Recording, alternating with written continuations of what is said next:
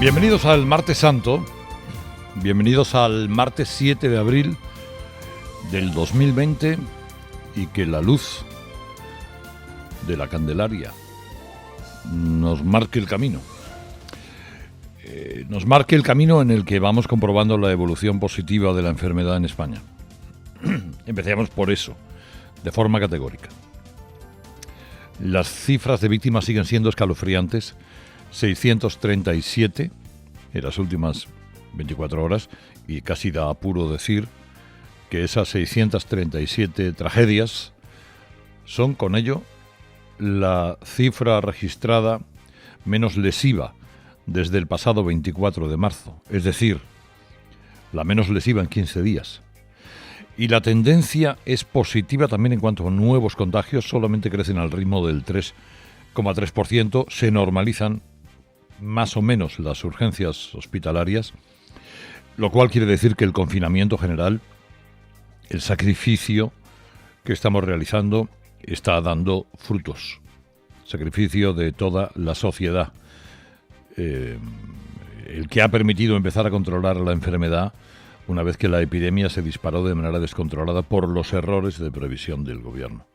Hoy se cumple un mes de aquel día en el que salió el doctor Fernando Simón, y se le ocurrió decir aquello que aconsejaría a su hijo, hacer lo que quisiera respecto a la manifestación del 8M. Aquel mismo día, el diario El País advertía, y tengo aquí las tres portadas, que la magnitud de la epidemia permanecía oculta por falta de pruebas diagnósticas. El diario El Mundo anunciaba que el gobierno estaba ya preparando un plan de mayores después de haberse detectado 6 fallecimientos. El ABC, más alarmado, señalaba que España había pasado de 3 a 8 muertos en 24 horas. Eso es lo que se conocía entonces.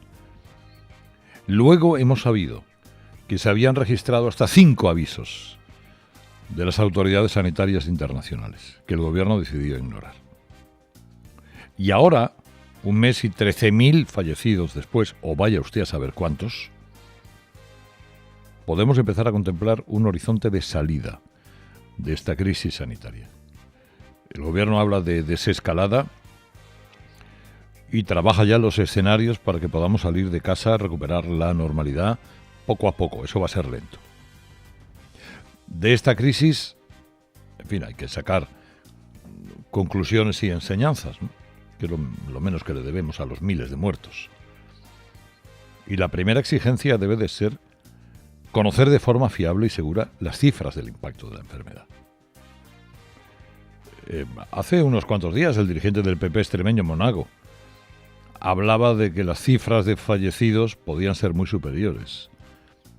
Lo decían profesionales de las funerarias, lo evidenciaban estadísticas del Carlos III. Ayer, el TSJ de Castilla-La Mancha informó de que las licencias de enterramiento solicitadas del mes de marzo duplican a las registradas en el mismo mes del año anterior. Triplican la cifra oficial. Triplican la cifra oficial. Bueno, y ayer el gobierno volvió a hablar en su rueda de prensa permanente de los pactos de la Moncloa. Lo hizo Ábalos por la mañana, Marlaska por la tarde. Y la verdad es que ninguno de ellos, ha precisado en qué consistirían esos pactos. Miren, la trayectoria de este gobierno, de sus socios, no digamos ya, es todo lo contrario al espíritu de los pactos de la Moncloa. En su ADN está grabado el gen de la división, del frentismo, que es todo lo contrario al pacto y al consenso. Bueno, por no firmar, yo les recuerdo que Podemos ni siquiera ha firmado el pacto antiterrorista después de los atentados de Barcelona. Ni siquiera. Pero bueno, no hablemos del pasado, sí, basta con mirar el presente y el futuro. Hasta el momento, a la hora de gestionar esta crisis, el gobierno ha actuado de forma arbitraria, unilateral y, por cierto, cada vez más influenciado por el programa electoral de Podemos. Y en cuanto al futuro, oiga, ¿alguien puede confiar en que Sánchez deje de ser quien es? Y además por esos pactos de Estado. ¿Dónde están las propuestas? ¿Cuáles son? ¿Dónde están las llamadas? A los partidos de la oposición, a los agentes sociales. ¿Qué les va a proponer? Porque sin contenidos, los pactos de la Moncloa ni son creíbles, ni son admisibles.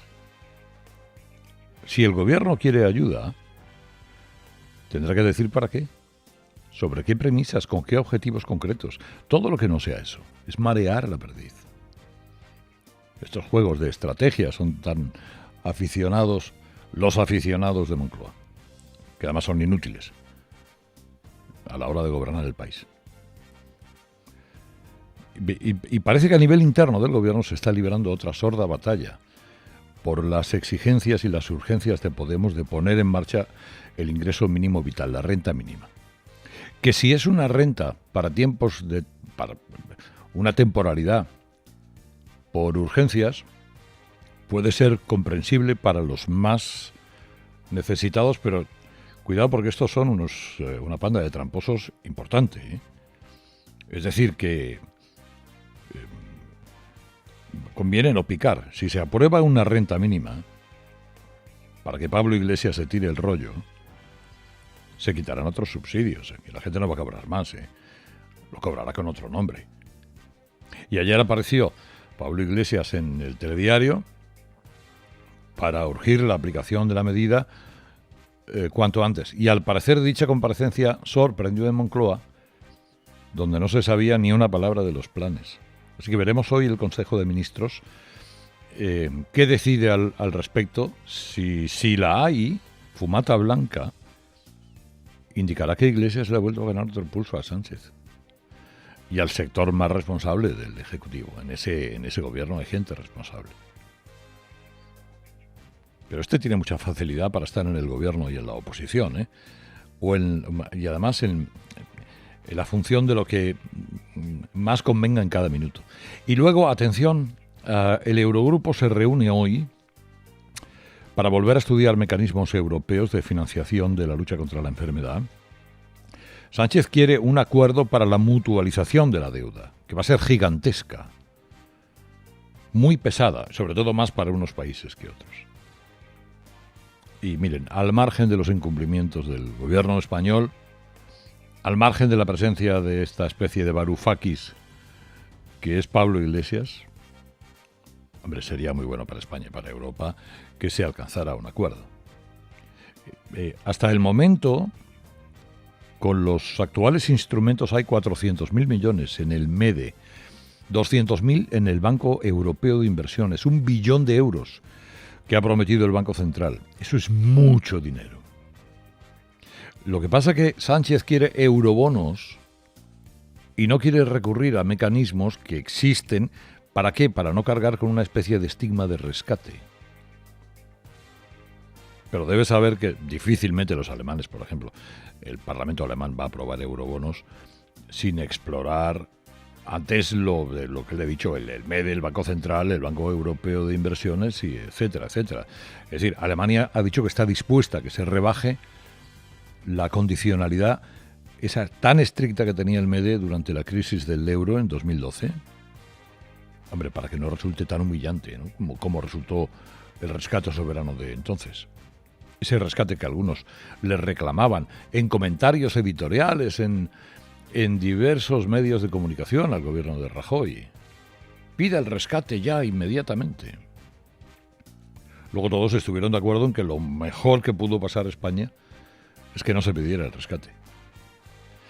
El Ministerio de Sanidad, por demás, ha matizado que la propuesta de aislamiento de los contagiados asintomáticos, como lo vengo contando esta mañana, es decir, aquellos que tienen contagio, pero no tienen síntomas y que por lo tanto son bombas silentes que pueden contagiar a los demás, ese aislamiento se plantea con carácter voluntario, porque aunque sanitariamente es muy razonable, legalmente deja algunas dudas sobre cómo habría que hacerlo, ¿no?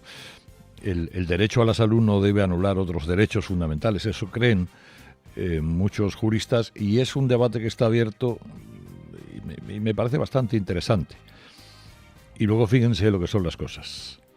Boris Johnson, El que decía, seguid en los pubs bebiendo, no pasa nada, etcétera, etcétera. Primer ministro británico en la UCI de un hospital por un agravamiento de su estado. Qué cosas, ¿eh? Qué cosas.